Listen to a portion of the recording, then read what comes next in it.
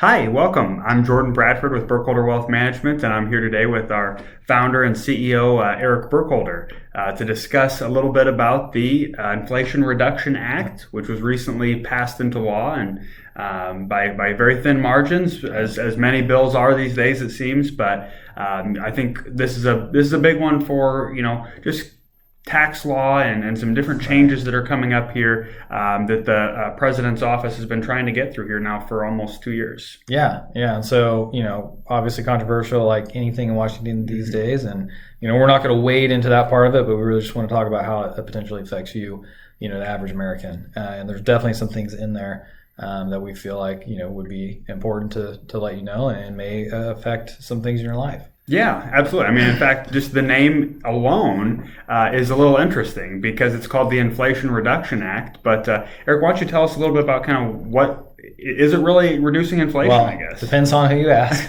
But the CBO did, score it as basically being neutral, and so.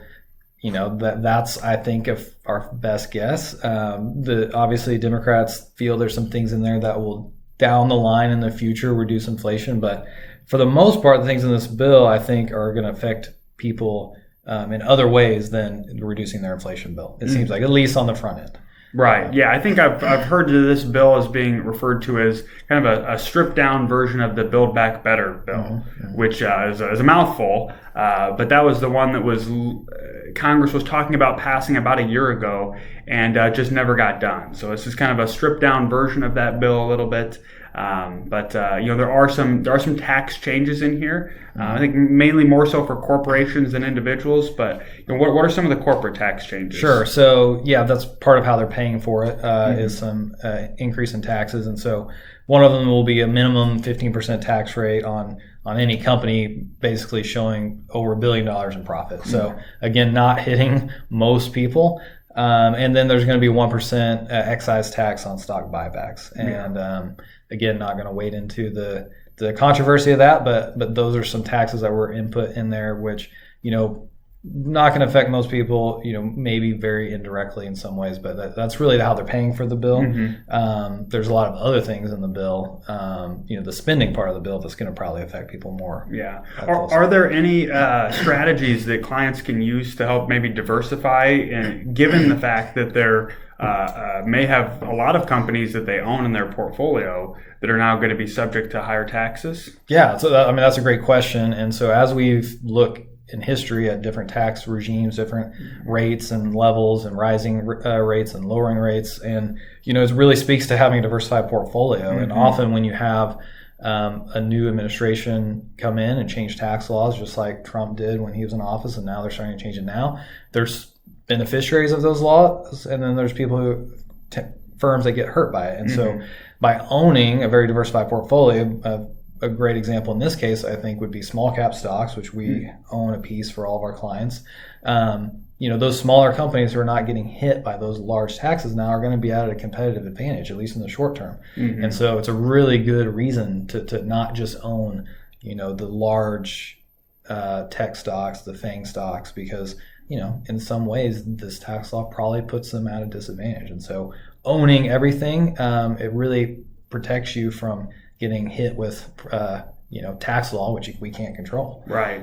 Yeah, I think that's great advice on just kind of how the corporate tax changes are affecting clients.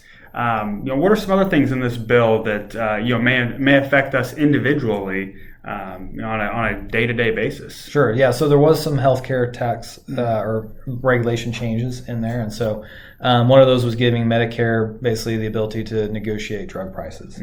That should bring down drug prices on average, and it even caps the amount that by 2025 it'll cap the total cost to an individual at $2,000, I think, a year. So, again, we can debate on government's role in healthcare and all those things, but the goal at least would be to slow the dramatic price increase we've seen in healthcare costs, and so that would be the attempt to reduce inflation. And but I would expect that to be beneficial.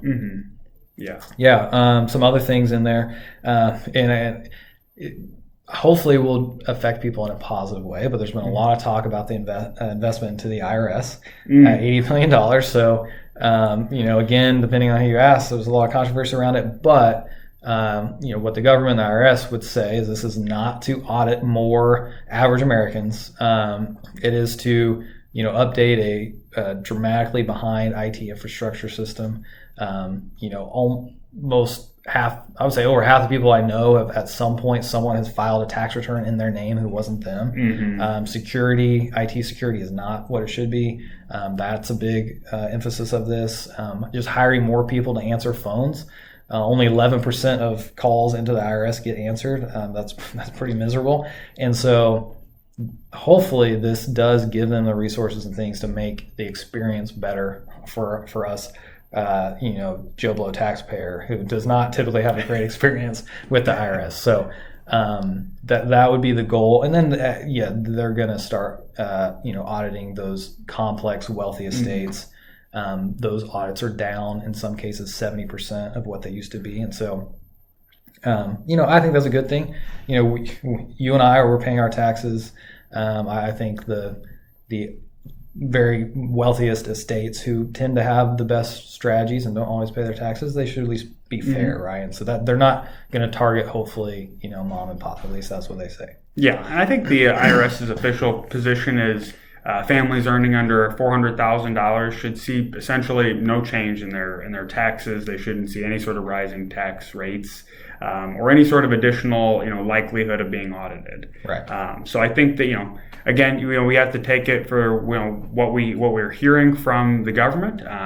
But that's their position right now, and I think that if that is the case, I think it's overall a fine bill. Yeah. Right. One last thing I'll mention is a big investment in energy and climate, not just the agencies that are over those, but also some additional investments in trying to promote clean energy, reduce emissions. And I think how that would potentially affect the individual is there's going to be continued tax credits for electric vehicles, up to $7,500 for a new vehicle.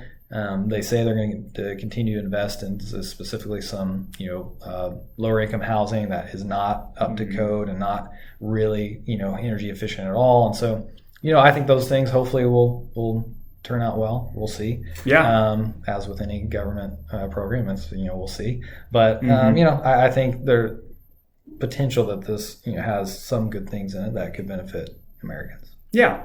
I think ultimately, the overall gist of this bill, I would say, is that I think the average American is probably not going to notice a big change in their life because of it. Right. And I think many people, that's kind of what they want from their government policies. Yeah. Is less direct impact on me on a day-to-day basis. So, there are some changes. We touched on the corporate taxes. We touched on the IRS receiving some additional funds for updating, many of their systems and processes. But I think overall, we kind of touched on most of what's in that bill. Like I said, it's a very stripped down version of the Build Back Better plan. So if you were following that a year ago when they were going through all of those talks and negotiations, this is a significantly watered down version of that. Right. And, regardless of your view on government spending, this potentially is going to be deficit neutral. Is that right? Yeah, I think the CBO estimates that I believe it is by 2030, I think. 2025 or 2030, there's an estimate of roughly $100 billion saved on the overall federal deficit. So I know it sounds like a really large sum of money. Keep in mind, I think the most recent annual deficit was around $2.8 trillion. So, peanuts compared to the overall deficit that's happening every year. But at least we're not throwing more peanuts on the top. Right. We're at least making some progress in that right direction. Although I think many people would probably like to see a little more. Yeah. So, anyway, if anybody else out there has any questions about what we said, like we talked about, we just want to hit the highlights and really, how does this affect you? Yeah. And so, we're happy to answer more questions if anybody has them. And other than that, we that's all we got, I think, right? Yeah, absolutely. We're happy to have you here on this video, and stay tuned for many more to come. See you guys later.